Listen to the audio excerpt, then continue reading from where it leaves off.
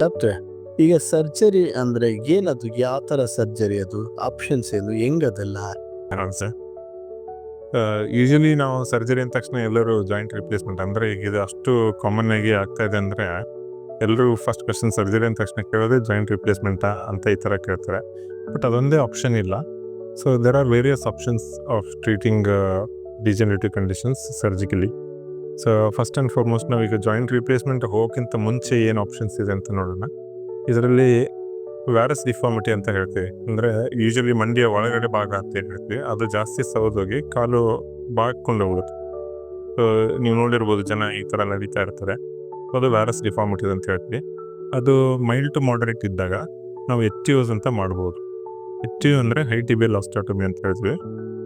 ಇದರ ಉದ್ದೇಶ ಏನಂದರೆ ಸೊಟ್ಟಿಗಿರೋ ಕಾಲನ್ನು ನಾವು ಆದಷ್ಟು ಸ್ಟ್ರೇಟ್ ಮಾಡಿ ನಮ್ಮ ಬಾಡಿಯು ವೇಟ್ ಏನು ಟ್ರಾನ್ಸ್ಮಿಟ್ ಆಗ್ತಿರ್ತದೆ ಕಾಲುಗಳಿಗೆ, ಇದು ಆದಷ್ಟು ಲೀನಿಯರ್ ಆಗಿ ಟ್ರಾನ್ಸ್ಮಿಟ್ ಆಗಿ ಅನ್ನೋ ಉದ್ದೇಶದಿಂದ ಈ ಥರ ಸರ್ಜರಿನ ನಾವು ಮಾಡ್ತೀವಿ.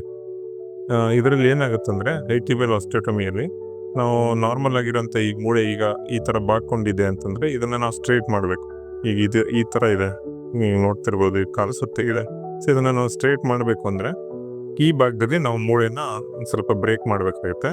ಬ್ರೇಕ್ ಮಾಡಿ ಅದನ್ನು ಡಿಸ್ಟ್ರಾಕ್ಟ್ ಮಾಡಿ ನಾವು ಸ್ಟ್ರೇಟ್ ಮಾಡ್ತೀವಿ. ಸೊ ಇದಕ್ಕೆ ಹೈ ಟಿಬಿಯಲ್ ಆಸ್ಟಿಯೋಟಮಿ ಅಂತ ಹೇಳ್ತೀವಿ. ಈ ಥರ ಮಾಡೋದ್ರಿಂದ ಈಗ ಹಿಂಗಿರೋವಂಥ ಕಾಲು ಬಾಡಿ ವೇಟ್ ಇಲ್ಲಿ ಜಾಸ್ತಿ ಹೋಗ್ತಾ ಇರ್ತದೆ. ಸೊ ಸ್ಟ್ರೇಟ್ ಮಾಡಿದಾಗ ನಾವು ಬಾಡಿ ವೇಟ್ ಲೀನಿಯರ್ ಆಗಿ ಸೆಂಟ್ರಲ್ಲಿ ಟ್ರಾನ್ಸ್ಮಿಟ್ ಆಗ್ತಾ ಹೋಗ್ತದೆ. ಇದರಿಂದ ನಾವು ಜಾಯಿಂಟ್ ರಿಪ್ಲೇಸ್ಮೆಂಟ್ನ ಒಂದು ಸ್ವಲ್ಪ ದಿನದವರೆಗೆ ಅವಾಯ್ಡ್ ಮಾಡ್ಬೋದು. ಈ ಥರದ ಸರ್ಜರಿನ ಯೂಶಲಿ 40 to 50 years ಏಜ್ ಗ್ರೂಪಲ್ಲಿ ಇರೋದು ಮಂಡಿಯ ತೊಂದರೆಯಿಂದ ಬರ್ತಾರಲ್ಲ, ಸೊ ಅವ್ರಿಗೆ ಈ ಥರದ್ದು ಸೂಕ್ತವಾಗಿರ್ತದೆ. ಇದರ ಜೊತೆಗೆ ಸಮ್ಟೈಮ್ಸ್ ಮೇಜರ್ ಆಗಿ ಅಲೈನ್ಮೆಂಟ್ಸ್ ಚೇಂಜ್ ಆದಾಗ ಡಿಸ್ಟಲ್ ಫ್ಯೂಮರಲ್ ಆಸ್ಟಿಯೋಟಮಿ ಅಂತ ಕೂಡ ಇರ್ತಾರೆ, ಅದನ್ನು ಕೂಡ ನಾವು ಮಾಡ್ಬೋದು. ಅದರಲ್ಲಿ ಈ ಮೂಳೆಯನ್ನು ಬ್ರೇಕ್ ಮಾಡಿ ಇದನ್ನು ಬ್ರೇಕ್ ಮಾಡಿ ಡಿಸ್ಟ್ರಾಕ್ಟ್ ಮಾಡಿಕೊಂಡು ಅಲೈನ್ಮೆಂಟ್ನ ನಾವು ಕರೆಕ್ಷನ್ಸ್ ಮಾಡ್ಬೋದು.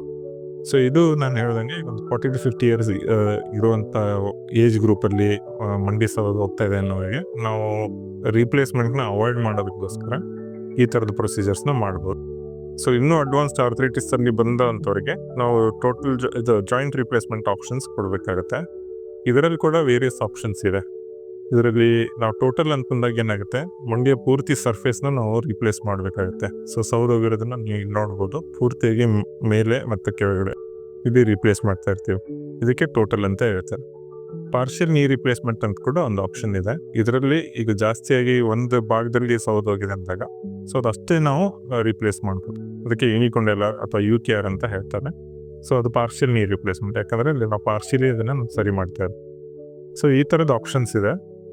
ಈಗ ಟೋಟಲ್ ನೀ ರಿಪ್ಲೇಸ್ಮೆಂಟ್ಸಲ್ಲಿ ಕೂಡ ಕನ್ವೆನ್ಷನಲ್ ರಿಪ್ಲೇಸ್ಮೆಂಟ್ಸು ಹಾಗೂ ಈಗ ಅಡ್ವಾನ್ಸ್ಡ್ ನಾವು ಲೇಟೆಸ್ಟ್ ಮಾಡ್ತಾ ಇರೋದು ರೊಬೋಟಿಕ್ TKR ಅಂತ ಬಂದಿದೆ.